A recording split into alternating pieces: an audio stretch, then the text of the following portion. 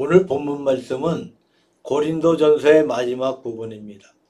오늘 말씀은 고린도전서의 결론이라고 할 수가 있습니다.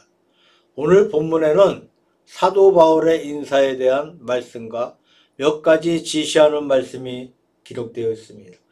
디모데에 대하여, 아볼로에 대하여, 스데바나에 대하여 사도 바울의 소개가 있고 그들을 대해야 할 교회의 자세와 교훈의 말씀이 기록되어 있습니다. 그 다음에 문안 인사 가운데 아굴라와 브리스길라를 소개하면서 그 집에 있는 교회란 말씀을 하고 있어요. 그리고 제일 마지막 부분에 가서는 누구든지 주를 사랑치 아니하거든 저주를 받을지어다 주께서 임하시느니라 하는 대단히 아주 강력하고 인상적인 결론의 말씀이 기록되어 있습니다. 이 세 가지 부분을 우리가 한번 생각해 보면서 고린도전서의 결론 부분에서 얻을 수 있는 교훈의 말씀을 묵상해 보면 감사하겠습니다. 첫째로 주의 일꾼들에 대한 권면의 말씀이 기록되어 있습니다. 본문 16장 1절에 있는 말씀 가운데 디모데가 이르거든 너희는 조심하여 저로 두려움이 없이 너희 가운데 있게 하라는 디모데에 대한 말씀이 나옵니다. 사도 바울은 에베소에서 복음을 전파하면서 고린도 교회를 위해서 염려한 나머지 먼저 디모데를 파송하고 있습니다. 사도행전 19장 22절에 보면 디모데 파송의 기사가 기록되어 있습니다. 그런데 그 당시 디모데는 에베소에서 바다를 건너서 마게도니아에 갔고 마게도니아에서 육로를 통해서 고린도까지 갔으므로 시간이 상당히 걸렸습니다. 그래서 디모데를 먼저 보낸 후에 이 편지는 그 뒤에 보낸 것이지만 배편으로 에베소에서 곧바로 고린도까지 직송되어 갔기 때문에 편지가 먼저 도착한 것으로 알고 있습니다. 그래서 앞서 보냈던 디모데가 나중에 도착할 것이므로 그가 도착하면 그를 잘 영접해 달라고 부탁하는 말씀이 기록되어 있습니다. 사실 디모데는 고린도에 가서 고린도 교회의 여러 가지 문제에 대하여 본서에 기록되어 있는 바울에게 질문했던 많은 문제에 대해서 구두로 답변하기도 하고 그들과 더불어 연구하기도 해서 문제들을 해결하기 위해 앞서 보내었던 것입니다. 고린도전서 가운데 나와 있지 않지만 사실 사도 바울은 디모데를 파송한 후에 계속해서 디도까지 보낸 사실이 있습니다. 디도는 상당히 유능한 사람으로서 사실상 디도가 고린도에 가서 고린도 교회의 문제를 해결한 것을 알 수가 있습니다. 본문 가운데 아볼로에 대하여는 이 말씀이 기록되어 있는데 대하여는 라고 하는 말은 고린도 교회가 사도 바울에게 직문한 문제를 언급할 때마다 어떤 문제에 대하여는 이라는 대답을 하고 있으므로 본서의 범주에 속합니다. 다시 말씀을 드리면 고린도 교회가 사도 바울에게 질문한 마지막 질문이었다고 생각됩니다. 그 질문의 내용이 무엇이냐 하면 고린도 교회가 사도 바울에게 부탁하기를 아볼로를 잘 권면해서 보내달라는 그러한 부탁의 내용인 것 같습니다. 아볼로는 상당히 아주 박식한 사람입니다. 신앙보다 학식이 앞섰던 사람이에요. 고린도는 유식한 헬라 문화가 왕성했던 것이므로 이 헬라 도시에서 아볼로가 상당히 환영을 받은 것 같습니다. 아볼로는 고린도에서 많은 활력을 한 사람인데 그가 이곳을 떠났으므로 고린도 교인들은 사도 바울에게 아볼로를 다시 보내달라고 하는 그러한 부탁을 한 것 같아요. 그런데 본문에 보면 내가 저를 여러 번 가라고 많이 권하였으되 지금은 일절 갈 뜻이 없으나 기회가 되면 가리라고 말씀하고 있습니다. 사도 바울이 많이 권면하였는데 현재로서는 도무지 갈 마음이 없지만 어떠한 기회가 되면 갈 것이라고 말합니다. 고린도 교회의 부탁을 사도 바울이 이렇게 이루었던 것을 보고해주고 있습니다. 그 다음에 본문 15절에 보게 되면 스데바나의 집은 곧 아가야의 첫 열매요. 또 성도 섬기기로 작정한 줄을 너희가 아는지라 라고 말씀하고 있습니다. 스데바나는 고린도가 아가야에 속했지만 이 아가야 지방에 맨 처음으로 열매를 맺은 사람이었다는 말입니다. 마치 마게도니아 지방에서는 누디아라는 사람이 사도 바울을 통해서 처음으로 예수님을 믿게 되었는데, 이러한 것처럼 고린도 지방에서는 스데반이 맨 처음 믿은 것 같습니다. 그가 맨 처음 믿고 뒤에 믿은 성도들에게 잘 봉사한 줄로 알고 있습니다. 그래서 스데반을 사도 바울은 존중하게 여기면서 고린도 교회가 이 스데반의 말을 잘 듣고 순종해 주기를 본서에서 특별히 권면하고 있는 것을 보게 됩니다. 사도 바울이 디모데를 파송하면서 그를 존중하게 환영할 것을 권면하고, 아볼로에 대해서는 현재는 가지 못하지만 앞으로 갈 것이라고 보고해 주고, 스데반에게 대해서는 그를 존중하며 그에게 복종하라고 권면하고 있습니다. 두 번째로 헌신적인 부부가 있습니다. 19절에 보니까 아시아의 교회들이 너에게 문안하고 라고 했습니다. 여기 아시아의 교회란 아시아 지방의 교회라는 뜻인데, 에베소가 아시아의 수도입니다. 아시아의 서울입니다. 마게도니아의 첫 성은 빌립보였습니다. 아가야의 중심지는 고린도입니다. 이러므로 아시아의 교회란 곧 에베소의 교회라는 말씀입니다.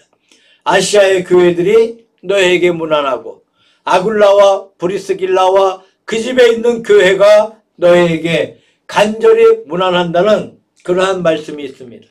자, 신약 성경에 아굴라와 브리스길라라는 이름이 여러 번 나옵니다. 사도행전 18장 2절에 기록되어 있고, 오늘 본문 말씀에 기록되어 있고, 로마서 16장 3장에 그 이름이 기록되어 있습니다. 사도행전 18장 2절에 보게 되면 사도 바울이 제2차 전도 여행 때에 고린도에 도착했는데, 거기에서 아굴라와 브리스길라를 만났어요. 그 내용을 보면 아굴라는 본래 본도에서 난 사람인데 로마에 가서 살다가 글라우디오 황제가 로마에서 유대인을 추방할 때 쫓겨서 고린도까지 왔다는 그런 기사가 기록되어 있습니다. 그러니까 아굴라는 본도에서 태어났습니다.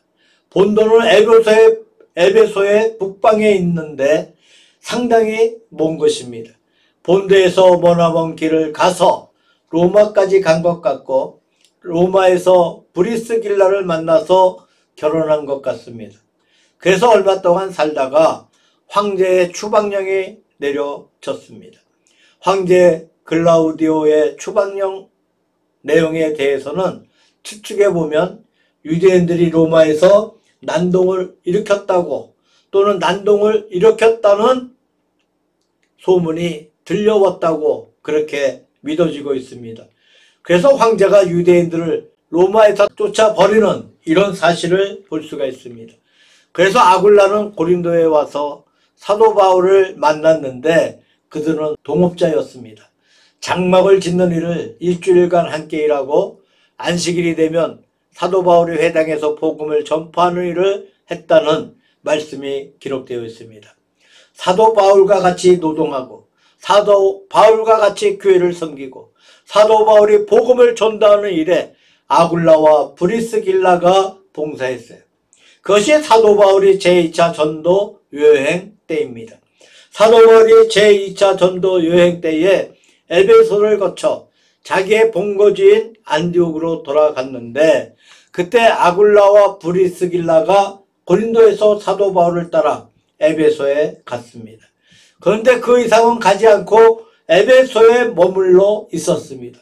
사도 바울은 안디옥으로 돌아가서 안디옥에서 또다시 제3차 여행에 나서서 에베소까지 왔을 때 다시 아굴라 부부를 만났습니다. 본문에 보니까 아시아의 교회들이 너희에게 문안하고 아굴라와 브리스길라와 그 집에 있는 교회가 주 안에서 너희에게 간절히 문안한다고 말하고 있습니다. 그러니까 현재 브리스길라와 아굴라는 에베소에 있는 것입니다. 몇 해 전에 사도 바울과 같이 고린도에서 전도했던 사실이 있었으므로 고린도에 상당히 아는 분들이 많았습니다. 그래서 브리스길라와 아굴라가 사도 바울을 통해 안부를 그들에게 전해주고 있는 것입니다. 이렇게 사도 바울이 에베소에서 3년간 전도하다가 그 다음에 마게도니아를 거쳐서 고린도까지 갔습니다. 사도 바울이 고린도에서 3개월 동안 있으면서 로마로 편지를 보냈는데 로마서 16장 3절에 보면 브리스길라와 아굴라에게 문안하라는 말씀이 나옵니다. 다시 말해서 그때 아굴라와 브리스길라가 문안을 받는 편에 속합니다. 그때에는 아굴라와 브리스길라는 이미 로마에 도착해 있다는 사실입니다. 그렇다면 본서를 기록한 후에 사도 바울은 얼마 되지 못해서 에베소를 떠나 마게도니아로 갔다는 겁니다. 거기에서 고린도 후서를 기록하고 고린도에까지 갔습니다. 가보니까 모든 문제가 다 해결되어 있었습니다. 고린도에서 로마서를 기록했는데 그때 이미 아굴라와 브리스길라는 로마에 가 있었습니다. 그러니까 사도 바울이 에베소 전도를 끝내고 에베소를 떠나자 아굴라와 브리스길라도 에베소를 떠나서 로마로 돌아간 것 같습니다. 아마도 그때 글라우디오 황제의 추방령이 중지되었거나 글라우디오 황제가 이미 죽었거나 둘 중에 하나로 보고 있습니다만은 좌우지간 로마로 돌아갔어요. 그러니까 로마에서 고린도에 왔다가 고린도를 떠나서 에베소로 갔다가 에베소를 떠나서 다시 로마로 돌아갔습니다. 자, 이분들이 고린도에 있을 때에 사도 바울을 도와서 같이 장막을 짓고 안식일이 되면 복음을 전도하는 선교 사업에 봉사하였고 에베소에 있을 때 아굴라와 브리스길라의 집이 교회가 되었습니다. 자, 그 집에 있는 교회가 너희에게 문안하고 그 다음에 로마에 갔을 때 역시 그 집이 교회가 되고 그 집이 교인들이 모이는 그런 중심지가 된 것 같습니다. 그러니까 이 분들이 어떤 분인가를 알 수 있는 것입니다. 가는 곳마다 복음 선교에 앞장서고 교회를 설립하고 교회가 그 집에서 모이고 이렇게 했습니다. 참 우리 같은 교회였던 것 같아요. 우리 교회보다 아마 컸겠죠. 그런데 자세히 보면 아굴라와 브리스길라라고 하다가 어떤 곳에서는 브리스길라와 아굴라라고 말씀하고 있습니다. 즉 부부가 다 같이 동일하게 일했는데 어떤 곳에서는 브리스길라와 아굴라라고 하면서 부인을 앞세우는 것을 보면 부인이 보다 더 유능한 그리스도의 일꾼이었던 것 같습니다. 우리 기독교의 역사 가운데 참으로 좋은 가정에 속하는 아름다운 가정들이 있습니다. 옛날 예수님이 사랑하시던 베다니에 나사로와 마르다와 마리아라는 삼남매가 사는 아름다운 가정이 있었습니다. 예루살렘에는 요한, 마가와 그 어머니 마리아의 좋은 가정이 있었습니다. 골로새에는 빌레몬과 아비아와 아기뽀라는 부부와 아들의 좋은 가정이 있었습니다. 그리고 아굴라와 브리스길라의 가정도 그야말로 좋은 부부로서 하나님 교회에 크게 기여했던 참으로 아름다운 가정이었다고 생각이 됩니다. 좋은 부부의 생활을 했습니다. 신앙이 돈독해서 교회에 봉사하고 주님을 위해서 열심히 봉사했던 분입니다. 더구나 그 집이 교회가 되었습니다. 남에게 조금 더 해를 끼치지 않았고 자기의 생계를 유지하면서 교회를 섬겼던 아름다운 평신도였습니다. 세 번째로 기독교의 모델은 가정교회라는 겁니다. 아굴라와 브리스길라와 그 집에 있는 교회가 주 안에서 너에게 간절히 문안하고 라고 말씀하고 있습니다. 적어도 4세기에 접어들면서 기독교가 박해를 너무 심하게 받고 있다가 이 박해가 없어져 버리고 313년에 기독교가 자유를 얻게 됩니다. 로마의 콘스탄틴 1세가 AD 313년 예수 그리스도의 신앙의 자유를 인정하는 밀라노 칙령을 공포하였습니다. 이 자유를 얻을 때까지 별개의 예배당을 짓지 아니하였습니다. 가는 곳마다 성도의 집에 모여서 예배를 드리는 가정교회가 있었습니다. 그래서 에베소 교회, 고린도 교회, 골로새 교회는 전부가 다 가정교회였습니다. 초대교회는 가정에서 출발하는 가정교회였다고 할 수가 있습니다. 예를 들면 예루살렘 교회는 요한 마가의 집에서 모였어요. 빌립보에 있는 교회는 누디아의 집에서 모였습니다. 라오디게아 교회는 룸바의 집에서 모였습니다. 골로새 교회는 빌레몬의 집에서 모였습니다. 고린도 교회는 가이오의 집에서 모인 것 같습니다. 이렇게 가정에서 모여 교회가 운영되어 갔던 사실을 보게 됩니다. 우리가 믿는 기독교의 모습은 가정교회입니다. 회당은 유대교회의 상징입니다. 기독교의 상징입니다. 가정교회입니다. 가정에서 처음 교회가 시작되었습니다. 그 집에 있는 교회가 너에게 문안한다. 이것이 기독교의 출발이고 기독교의 기본 정신이었습니다. 예루살렘 마가의 다락방이 예루살렘 교회의 기초였습니다. 가는 곳마다 가정교회가 교회의 기초였습니다. 지금은 교회들이 많고 교회의 조직이 따라가지 못하므로 가정교회가 유지될 수가 없습니다. 큰 예배당을 짓고 있습니다만 그러나 교회가 아무리 크다고 하더라도 교인들이 아무리 많다고 하더라도 이 교회를 이어가야 할 기본 정신이 바로 가정교회인 줄로 믿습니다. 이 가정교회적인 정신이 살아있지 못하면 참된 교회가 될 수 없다고 생각됩니다. 언제부터인가 가정교회를 모방하는 교회들이 많이 생겼습니다. 가정교회 하면 중국의 워치만네를 생각하게 되는데 그런 분이 만든 교회가 아니고 오늘의 본문처럼 브리스길라의 가정교회를 지향하는 교회를 말합니다. 가정교회가 무엇입니까? 중세기에 보면 현재 우리 교회의 종탑도 그렇지만 뾰족한 높은 종탑이 중세기 교회의 상징을 이루고 있었습니다. 그 높은 종탑의 끝이 뾰족하게 되어 있는 것은 천국과의 거리가 가깝게 하나님의 나라를 사모하는 그 시대의 신앙 정서를 표현하고 있는 것이죠. 하늘을 찌르는 듯이 높이 만든 종탑은 천국을 사모하는 중세 교인들의 정성을 표시하고 있다고 생각됩니다. 요즘에 와서 현대 교회의 모습을 보게 되면 높은 종탑을 없애버리고 평평하게 예배당을 짓습니다. 지붕도 없고 평평한 예배당을 짓고 있습니다. 현대 건축이니까 그렇게 짓는지 모르겠으나 제 마음 가운데 섭섭한 마음을 느끼지 아니할 수 없습니다. 다시 말해서 중세기의 천국을 사모하는 정신을 잃어버렸습니다.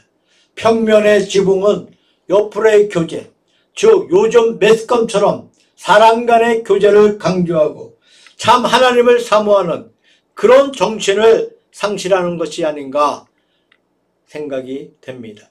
현대 건물이 그런 정신을 표현하고 있는 것이 아닌가. 그런 생각을 할 때에 나의 마음 한가운데 섭섭한 생각마저 느낄 수가 있습니다.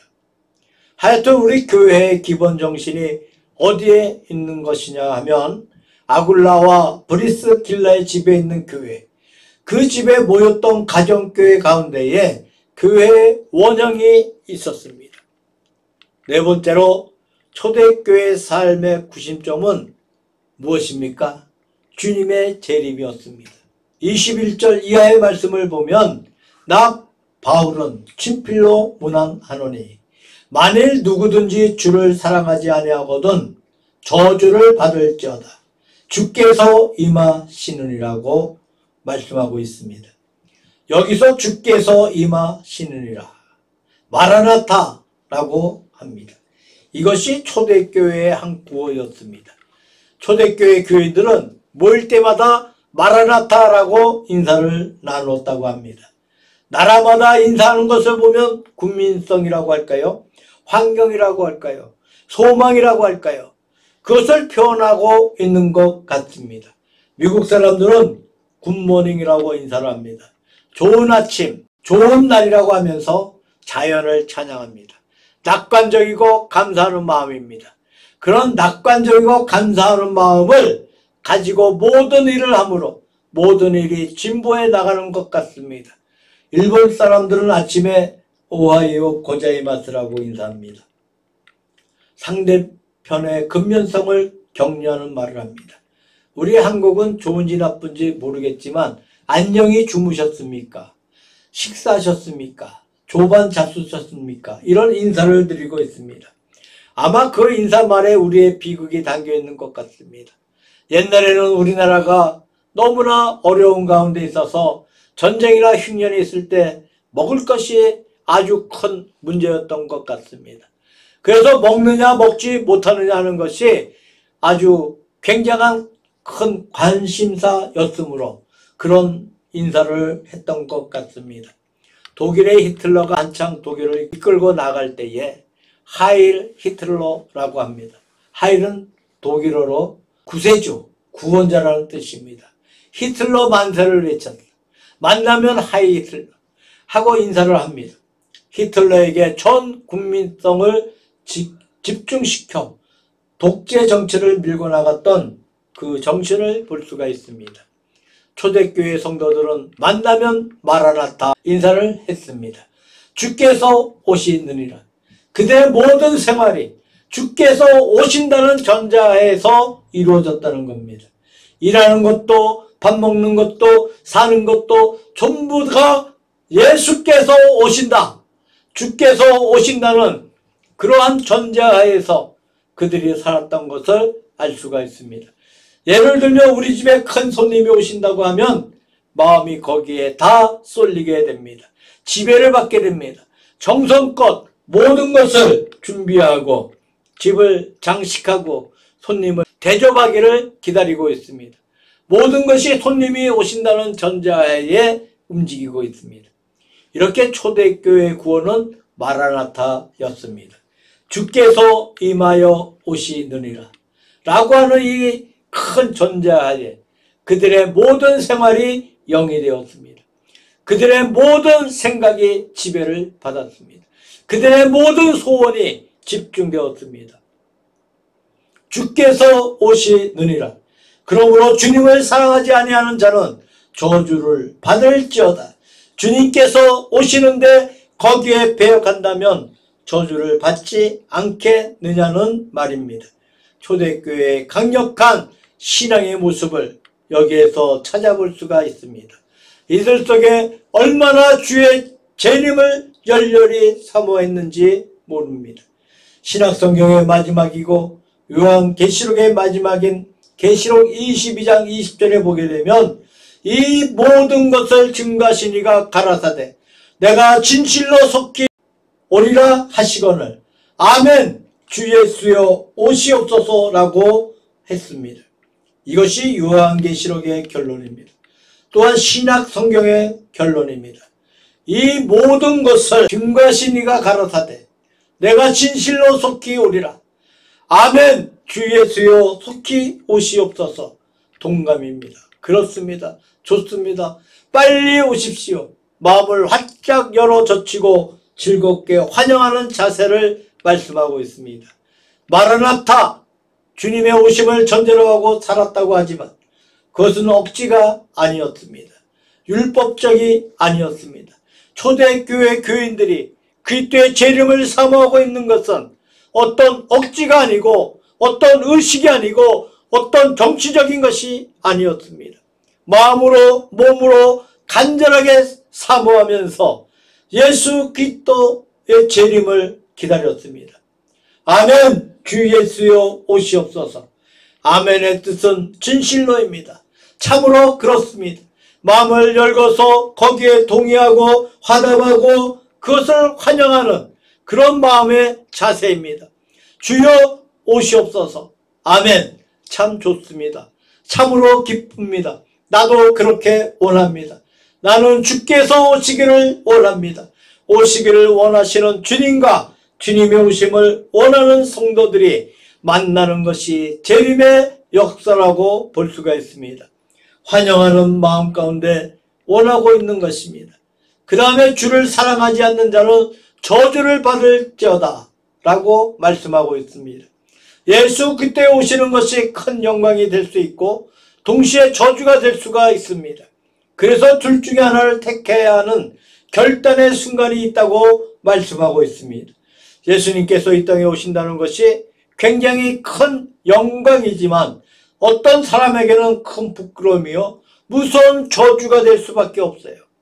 주의 재림을 준비하지 않은 사람들, 마음의 준비가 안 되어 있는 사람들, 그들에게는 말할 수 없는 무서운 저주가 된다는 말씀입니다.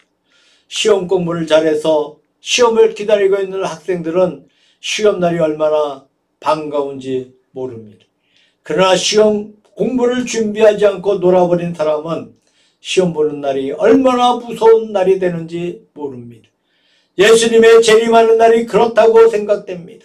우리의 모든 생활이 시험 준비를 잘해둔 학생처럼 자기의 최선을 다해서 모든 준비를 갖추고 있는 사람은 아멘, 주 예수여 오시옵소서, 내가 그날을 맞이하겠습니다 라는 담대한 마음을 가지고 주님을 맞이할 수 있지만 그러한 준비가 안 되어 있는 사람들은 주님이 오신다고 할 때에 얼마나 부끄럽고 얼마나 무섭고 떨리겠습니까? 아마 도망쳐버리고 싶겠지요. 준비가 된 사람에게는 축복이 임할지어다. 준비가 되지 못한 분에게는 저주가 임할지어다 라는 양자택일의 날이 예수 그리스도의 재림의 날입니다. 말할 수 없는 축복인 동시에 말할 수 없는 두려움이 될 수 있는 그런 심판의 날이 예수 그리스도 재림의 날이라고 본문 가운데 말씀하고 있습니다. 마라나타, 이 말이 초대교회 교인들이 살던 일상의 모든 생활 가운데 구호였던 것, 마음 가운데 명심하시기를 바랍니다. 우리의 마음 가운데 예수 그리스도의 재림을 늘 생각하고 예수 그리스도의 재림을 우리 마음 가운데 그리면서 이 큰 전제 하에서 예수 그리스도께서 아무 때든지 오시더라도 부끄러움이 없이 맞이할 수 있는 생활을 하는 것이 성도들의 가장 아름다운 생활의 높은 표준이 아닌가 생각해 봅니다. 고린도전서가 이런 말로 끝맺고 있습니다.